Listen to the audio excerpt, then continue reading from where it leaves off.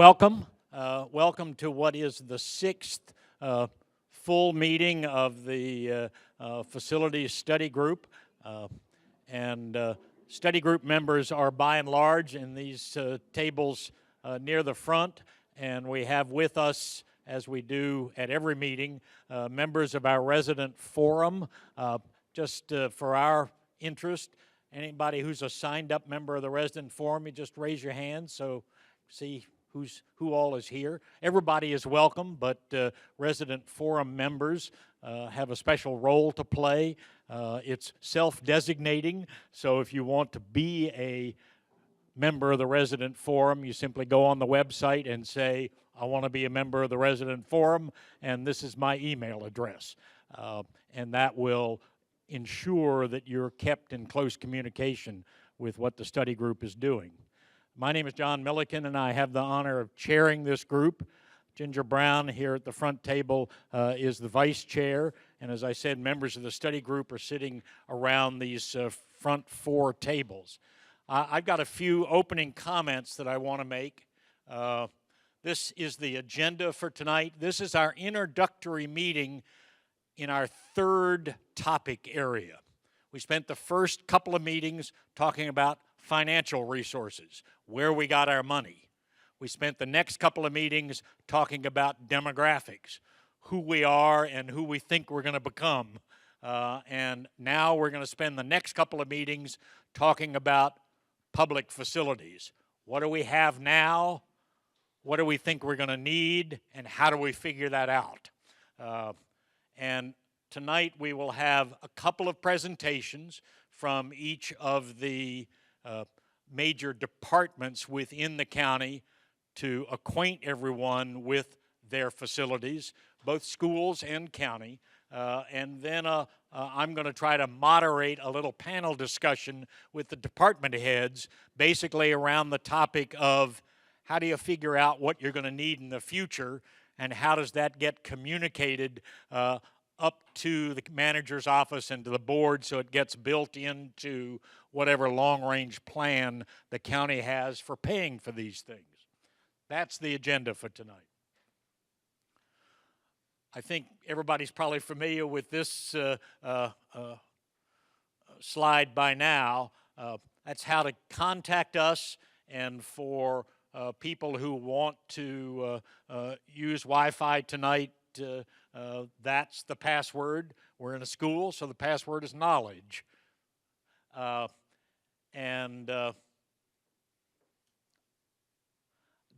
I said, this is kind of where we are on our schedule. We're in the second meeting in April, talking about facilities and land inventory. As we go into May, we're going to start talking about a couple of specific examples of how things got cited in the past, and start talking about some of the capital improvement plan and some of the issues surrounding how it gets developed and what it pays for. Into June, and we start trying to match up some of these things. We got resources, we got demographics, and we got facilities, and somehow you got to begin to marry those things a little bit to come up with a final report. Importantly, we're also going to have all of our meetings are public, but these are true public meetings in the sense that we encourage people to come and give their comments, one in June and one in July, and those are the dates. They'll both be in the main county administrative office building.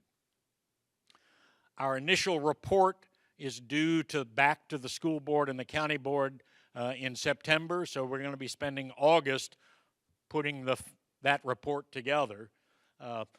Then there'll be probably a work session with the two boards, although frankly they haven't decided yet with us how they want to do that. It's kind of up to them.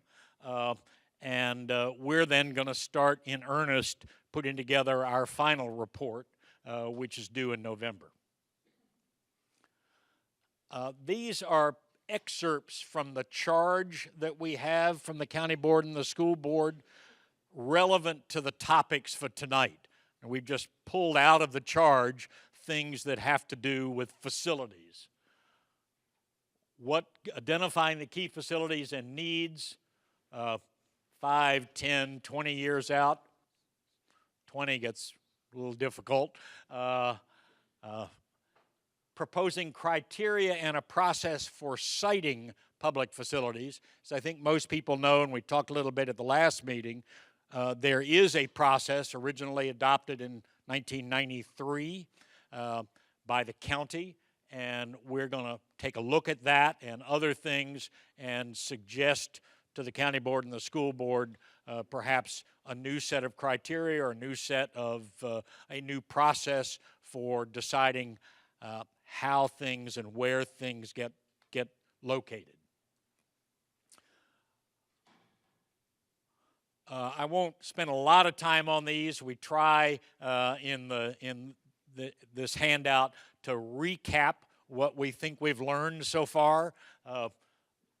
The key takeaways from the first couple of meetings, which were on the county's resources, where it gets its money, is that obviously the overwhelming proportion of the county budget is local rather than state and federal. State and federal have both been declining over the last decade or more. So more and more comes from local sources, and the largest, by far the largest source among the locals is the real estate tax.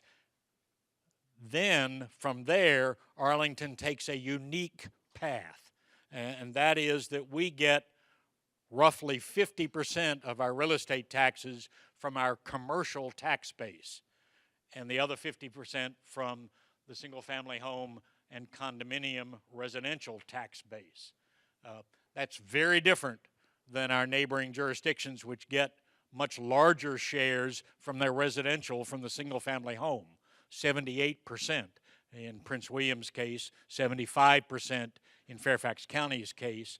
Arlington set itself on this course back in the mid-1970s, and it has been the underlying economic model for Arlington ever since. Demographic trends. We heard from some experts on what's going on nationally, and then focused in on what's going on in Arlington. Not surprisingly, we have 3 groups in the Arlington population, age-wise, that are growing most rapidly.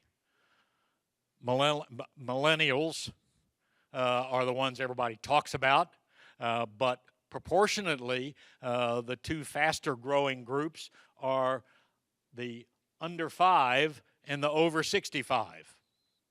That's kind of where we are in our demographics, and that obviously has implications for facilities and therefore implications for the budget going forward. I'll pause here for a minute and just make a comment on a widely read and much commented upon Washington Post story that appeared just a few days ago. And that basically said the Census Bureau says Arlington's population is slowing down and heading more toward declining. With all respect to the Census Bureau, that's something that the county's demographers disagree with. And when you look historically as to who's had the better record of predicting where the population trends in Arlington are going, the local demographers. Not surprising, because they look at Arlington's specific factors and elements to figure out what's happening in the Arlington population.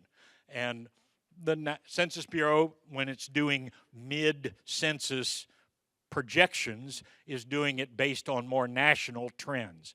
So, all respect to the Census Bureau and to the Washington Post, we think the story was wrong, and we'll stick by the numbers that we've been talking about as a group, and that Arlington believes will be true for Arlington, which is that we will continue to grow in overall population at a modest level, roughly 1% or so a year.